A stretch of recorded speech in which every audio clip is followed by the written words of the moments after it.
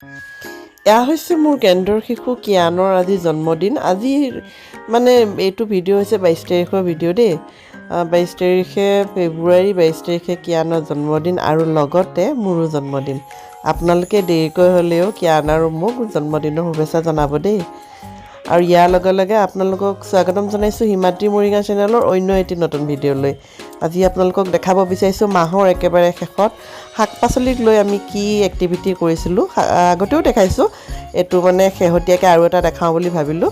শাক পাচলি হোমৱৰ্ক দিছিলোঁ, সিহঁতক আনিব দিছিলোঁ, অনাৰ পাছত মই এনেদৰে এক্টিভিটি অলপ কৰিলোঁ। আৰু এয়া সিহঁতে শাক পাচলি লৈ আহিছে, প্ৰত্যেককে আমি এটা এটাহে আনিব দিছিলোঁ। গাজৰ এটা, আলু আনিছে যদি কোনোবা এটা, তেনেদৰে আনিছে সিহঁতে আৰু এক্টিভিটি কৰিলোঁ তাকে লৈ।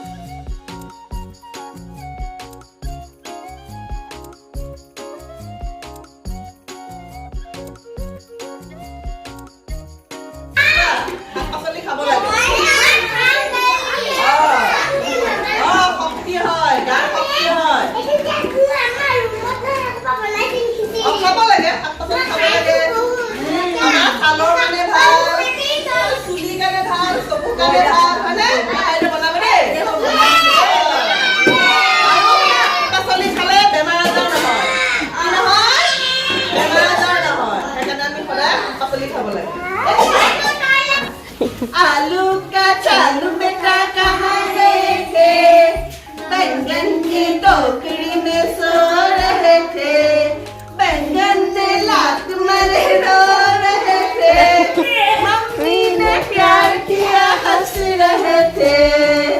माँ के मरम कर लगता हरी बुलाई गो ना, तो आलू है तो क्या ना, अकली এক্টিভিটিখিনি কৰি হোৱাৰ পাছতে হিন্দী যিটো ভংগীমা গীত আছে শাক পাচলি, সেই গীতটি সিহঁতৰ লগত অলপ পৰিৱেশন কৰিলোঁ, অলপ ধেমালি কৰিলোঁ।